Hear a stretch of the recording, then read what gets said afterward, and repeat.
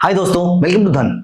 दोस्तों, एक क्वेश्चन जो हम सभी ट्रेडर रादर इन्वेस्टर्स के माइंड में भी हमेशा रहता है कि हमारे पोर्टफोलियो में जितने भी स्टॉक्स हैं, अगर मार्केट में करेक्शन आती है तो क्या हम इस ट्रेडिंग पोर्टफोलियो को कंटिन्यू रखें या फिर हम इसमें से एग्जिट कर दें। मैंने जो लंबे पीरियड से अपने लिए स्टॉक्स एक्यूमुलेट किए हैं, क्या मुझे उनको रखे रहने देना चाहिए या फिर मुझे उनमें से एग्जिट कर देना चाहिए। दोस्तों, ये क्वेश्चन हर बार करेक्शन के टाइम पे हम सबके माइंड में आता है। और अभी रिसेंटली जब डोनाल्ड ट्रंप ने टैरिफ इंक्रीज किए and at the same time उससे कुछ टाइम पहले जब एफआईआईज इंडिया में अपना स्टॉक सेलिंग एग्रेसिवली कर रहे थे, तो उस टाइम पे निफ्टी ऑल टाइम हाई से नीचे गिरना शुरू हो गया। हम सब ट्रेडर्स के माइंड में सबसे पहला क्वेश्चन ये आ रहा था कि मेरे पास जो स्टॉक्स रखे हुए हैं, क्या मैं उनको रखे रहने दूं या फिर मैं उसमें से एग्जिट कर दूं।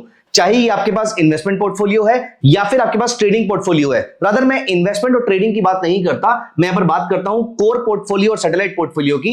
एक ऐसे शेयर्स होते हैं जो मैं अपने लिए एक्यूमुलेट करता जा रहा हूं, अपनी रिटायरमेंट के लिए, बहुत लंबे पीरियड के लिए अच्छी क्वालिटी के शेयर्स एक्यूमुलेट कर रहा हूं। ऐसे शेयर्स की तो हम डेफिनेटली यहां पर बात नहीं कर रहे। मैं ऐसे शेयर्स को बेचने में ज्यादा इंटरेस्टेड नहीं होता, लेकिन एक हमारा सैटेलाइट पोर्टफोलियो होता है। हाइपोथेटिकली मुझे लग रहा है कि ईवी का थीम बहुत अच्छा हो सकता है, मुझे लग रहा है कि हाइड्रोजन का थीम अच्छा हो सकता है, या मुझे लग रहा है कि डिफेंस का थीम बहुत अच्छा हो सकता है इंडिया के लिए। इन तीनों थीम्स के अकॉर्डिंग मैंने अपने लिए शेयर्स तो बाय कर लिए, लेकिन अभी जब उनके प्राइसेस अपने हाई से 20, 30, 40% नीचे आ गए हैं, तो क्या मुझे ऐसे स्टॉक्स को होल्ड करना चाहिए या फिर मुझे उसमें से एग्जिट कर देना चाहिए। दोस्तों, इस बहुत ही इंपॉर्टेंट क्वेश्चन का जवाब आज इस वीडियो में मैं आपको देने वाला हूं, तो प्लीज मेक श्योर कि आप अपने साथ चार्ट्स ओपन करके बैठिए। मैं आपको चार्ट्स के थ्रू और एक फंडामेंटल फैक्टर के थ्रू आपको ये बताने वाला हूं कि इस चीज को कैसे जज किया जाए कि आपके सैटेलाइट पोर्टफोलियो के अंदर जो शेयर आपने ट्रेडिंग के पॉइंट ऑफ व्यू से कुछ महीने या फिर 1-2 साल के लिए पॉइंट ऑफ व्यू से लिए थे, not for the 10 year, 15 year, 20 year horizon, वैसे शेयर्स की बात नहीं, लेकिन अगर कोई शॉर्ट टर्म थीम के अकॉर्डिंग आपने कोई शेयर में एक्यूमुलेशन करी थी, तो कब उनमें से एग्जिट कर देना चाहिए, कौन सा पीरियड उसमें से टेम्परेरीली एग्जिट करने का टाइम है, सो दैट वो आपको शेयर सस्ते रेट में मिल जाए, ये कैसे पता लगाया जाए। दोस्तों, मैं किस टाइप के शेयर्स की बात कर रहा हूं, मैं यहां पर आपको एक और एग्जांपल देना चाहूंगा, फिर हम चलेंगे यहां पर स्ट्रेटजी की तरफ। बहुत सारे लोगों ने एक पर्टिकुलर मोटर कंपनी का स्टॉक बहुत कम प्राइस पे परचेज किया कोविड के पीरियड में, और उसके प्राइसेस बढ़ के 1100-1200 के आसपास तक पहुंच गए। आज जब मैं ये वीडियो बना रहा हूं तो उसका शेयर अप्रोक्सीमेटली 400-500 रुपए के आसपास का चल रहा है। ऐसे शेयर्स में जिसमें आपने एक बहुत लंबा ग्रोथ का पीरियड देख लिया है, अब अगर यहां से मार्केट 50% गिरने वाली है, तो इस शेयर से कब एग्जिट किया जाए, सो दैट चाहे मैं लॉन्ग टर्म में अगर इसमें बुलिश भी हूं तो भी मैं उसको नीचे के रेट पे दोबारा बाय कर लूं। शायद ऐसा थॉट प्रोसेस आपका हो सकता है। या फिर किसी एक थीम के बेसिस पे मैंने कुछ शेयर्स परचेज किए थे, आज वो शेयर अपने हाई से 40% डाउन है, क्या कोई ऐसा तरीका था जिसके थ्रू मैं ऊपर 20-25% के लॉस पे ही इसको एग्जिट कर देता और आज 40-50% का लॉस मुझे ना देखना पड़ता। दोस्तों, इस इंपॉर्टेंट क्वेश्चन का मैं यहां पर आंसर करने वाला हूं। प्लीज मेक श्योर कि आप अभी वीडियो को लाइक कर दीजिए, चैनल को सब्सक्राइब कर लीजिए और अपने क्वेश्चंस को कमेंट सेक्शन में लिखते रहिएगा। ये वीडियो लाइव जाने पर आपके सारे क्वेश्चंस के आंसर मैं आपको डेफिनेटली करना चाहूंगा। दोस्तों, मैं यहां पर आपके साथ आज 2 मेथड डिस्कस करने वाला हूं। इंटरेस्टिंगली हमारे चैनल पे मैंने आज तक जितनी वीडियोस बनाई हैं वो सारी टेक्निकल या डेरिवेटिव पैरामीटर को लेकर थी, लेकिन आज इस वीडियो में आपके सामने पहली बार एक फंडामेंटल फैक्टर भी डिस्कस करने वाला हूं। अगर एक टेक्निकल पैरामीटर और एक फंडामेंटल दोनों आपस में कन्वर्ज करते हैं, इसे कहते हैं फ्यूजन एनालिसिस। दोस्तों, फ्यूजन एनालिसिस के बेसिस पे आप किस तरीके से अपने स्टॉक से एग्जिट कर सकते हैं, ये मैं आपको बताने वाला हूं।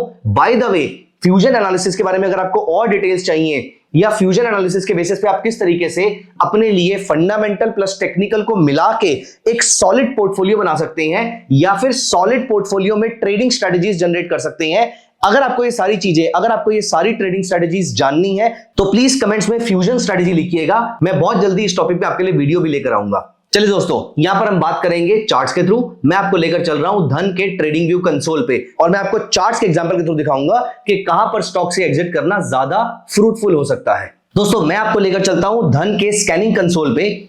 आप यहां पर स्कैनिंग कंसोल पे चल के scanex.trade पे जाइएगा और यहां पर एक स्टॉक का नाम डालिए। For example, Motilal Oswal financial services. मैं किसी भी स्टॉक का यहां पर नाम ले रहा हूं, it should not be seen as a trading और इन्वेस्टमेंट रिकमेंडेशन। यहां पर आप नोटिस कीजिए, मैं मोतीलाल ओसवाल फाइनेंशियल सर्विसेज के फाइनेंशियल्स पे गया और आप यहां पर देखिए, यहां पर मैंने क्वार्टर पे सिलेक्ट कर लिया। यहां पर आप एनुअल और क्वार्टरली इनकम स्टेटमेंट दोनों देख सकते हैं। मैंने यहां पर क्वार्टरली को चेक किया और आप यहां पर एक चीज नोटिस करेंगे कि कंटिन्यूअसली इसका ईपीएस 6.25 रुपए से बढ़कर 10.25 रुपए हो रहा था, फिर 16.84 हो रहा था, फिर 19.37 हो रहा था, और मार्च 2018 में ये ईपीएस अर्निंग पर शेयर गिरना शुरू हो जाता है। एक बार थोड़ा सा बढ़ता जरूर है, लेकिन उसके बाद दोबारा गिर जाता है, फिर ये नंबर नीचे रहता है और पिछले वाले ईपीएस से सिग्निफिकेंटली लोअर रहता है। दिसंबर 2017 से जब ये मार्च 2018 में एंटर करता है, अगले क्वार्टर के अंदर आपको रिजल्ट्स अच्छे देखने को नहीं मिलते हैं। दोस्तों अगर घटता हुआ EPS, that means a decreasing EPS, listen to me very very carefully, it's a very very important statement. दोस्तों अगर किसी भी कंपनी में कुछ क्वार्टर तक आप नोटिस कर रहे हैं कि ईपीएस जो बहुत अच्छा चल रहा था वो लगातार घटता जा रहा है, ईपीएस का मतलब होता है earning per share, net profit में से प्रेफर्ड शेयर होल्डर को डिविडेंड प्रोवाइड कर दिया, बाकी जो पैसा बचा वो कॉमन शेयर होल्डर के लिए था, divided by total number of common shares, ये होता है अर्निंग पर शेयर। मतलब एक शेयर होल्डर के लिए कंपनी ने कितनी अर्निंग कमाई। दोस्तों अगर ये अर्निंग पर शेयर लगातार कम होता जा रहा है तो ये एक रेड फ्लैग हो सकता है, लेकिन हम इस चीज को कंफर्म करेंगे टेक्निकल एनालिसिस से। दोस्तों अगर ईपीएस घटने के साथ साथ आपका स्टॉक वीकली चार्ट पे 30 पीरियड मूविंग एवरेज के नीचे ट्रेड होना शुरू हो जाता है और 30 पीरियड मूविंग एवरेज इटसेल्फ भी नीचे जाना शुरू कर देती है, या फिर आपके प्राइसेस 30 और 100 पीरियड मूविंग एवरेज के दोनों के नीचे ट्रेड होना शुरू हो जाते हैं, याद रखिए मैं आपके लिए दोबारा रिपीट कर रहा हूं। कंडीशन नंबर 1 आपका ईपीएस कम हो रहा है, कंडीशन नंबर 2 आपका स्टॉक 30 पीरियड ईएमए के नीचे जा रहा है और 100 पीरियड ईएमए के नीचे भी जा रहा है। अगर ये दोनों कंडीशंस मीट हो जाती हैं और या फिर 30 पीरियड के नीचे जा रहा है और मूविंग एवरेज इटसेल्फ भी नीचे जाना शुरू हो जाती है, दोस्तों इन दोनों में से कोई भी कंडीशन फुलफिल होती है, पहली कंडीशन ईपीएस की, दूसरी या तो प्राइसेस 30 और 100 दोनों के नीचे जाए या फिर प्राइसेस 30 के नीचे जाए और ईएमए भी नीचे जाना शुरू कर दे। दोस्तों अगर ऐसा हो जाता है इसका मतलब यह है कि ये स्टॉक अब एक बड़े डाउन ट्रेंड की तरफ जा रहा है। जैसे कि यहां पर दोबारा से देखते हैं, मोतीलाल ओसवाल का ईपीएस लगातार कम हो रहा था और लोअर टेरिटरी में ट्रेड कर रहा था, जहां पर 19 रुपए के आसपास का ईपीएस बनता था, वहां पे 3 रुपए 50 पैसे 30 पैसे ऐसे ईपीएस पे आ गए हैं। और इस पीरियड में अगर आप नोटिस कीजिए तो यहां पर आपकी मूविंग एवरेज भी डाउनवर्ड डायरेक्शन में चली जाती है 30 period EMA. At the same time आपके प्राइसेस मार्च 2018 में 100 पीरियड ईएमए के नीचे भी आ जाते हैं। आप यहां पर नोटिस कीजिए इस पूरे पीरियड में मोतीलाल ओसवाल के स्टॉक ने 62% के आसपास की डाउनसाइड दिखाई थी, which is a huge downside. ऐसे पीरियड में स्टॉक को होल्ड करने का क्या बेनिफिट था, आप इस पैसे को यूज करके यूटिलाइज करके किसी और जगह पे लगा सकते थे। इस टाइम पे वो पैसा 62% गिरने की जगह अगर एफडी में भी लगा हुआ होता तो आपको अच्छे रिटर्न दे रहा होता, एक डेट म्यूचुअल फंड में भी लगा होता तो भी आपको अच्छे रिटर्न दे रहा होता। Let me show you a few more examples. दोस्तों यहां पर हम पंजाब नेशनल बैंक पे चलते हैं। पंजाब नेशनल बैंक में भी अगर आप नोटिस कीजिए तो जून 2018 से -3.12, -16.18, 1.25, -12.02 नेगेटिव टेरिटरी में, इसका कुछ कारणों की वजह से नेगेटिव टेरिटरी में ईपीएस जा रहा था, मतलब नेट प्रॉफिट इसका नेगेटिव था, it was a loss making company. और यहीं पर अगर हम इस स्टॉक का 2018 का चार्ट देखें तो यहां से the stock had fallen bye more than 82%। एक नेगेटिव न्यूज ने इसके 5 साल के प्रॉफिट को लगातार खत्म कर दिया था। ईपीएस और टेक्निकल अगर दोनों चीजें साथ में चलती हैं दोस्तों, ये आपको एक बहुत ही बड़ा इंडिकेशन प्रोवाइड करता है। मैं आपको एक एग्जांपल और दिखाता हूं सो दैट आपका कॉन्फिडेंस बूस्ट हो कि दोनों चीजें साथ में कितने बढ़िया तरीके से काम कर सकती हैं।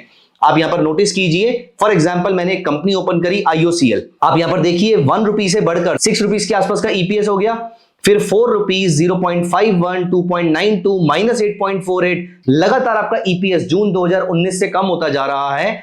आईओसीएल का स्टॉक अगर हम लगातार यहां से ओपन करके देखें तो इस जगह पे देखिए, ऑल्दो स्टॉक पहले से गिरना शुरू हो चुका था, लेकिन अगर हमें जून में भी इसके बारे में पता लगा तो ये था जून का टाइम या जुलाई का टाइम, और यहां से देखिए प्राइसेस अप्रॉक्सीमेटली 55% के आसपास नीचे आए हैं। तो आज की डेट में अपने पोर्टफोलियो में जाके चेक कीजिएगा जरूर कि कौन कौन से स्टॉक्स ऐसे हैं जिनका ईपीएस कम होना शुरू हो चुका है, जिनका ईपीएस अब डिक्लाइनिंग ट्रेंड में आ गया है। दोस्तों जब तक किसी कंपनी का ईपीएस कम हो रहा है तब तक उसका स्टॉक प्राइस बढ़ेगा, इसके चांसेस बहुत ज्यादा कम हो जाते हैं। और टेक्निकल एनालिसिस अगर इस बात को सपोर्ट कर देते हैं तो मेरे पास सोचने के लिए दूसरा ऑप्शन नहीं रह जाता, मैं सीधा अपना डिसीजन लेता हूं और अपने स्टॉक में यहां पर प्रॉफिट या लॉस बुक करके बाहर आ जाता हूं।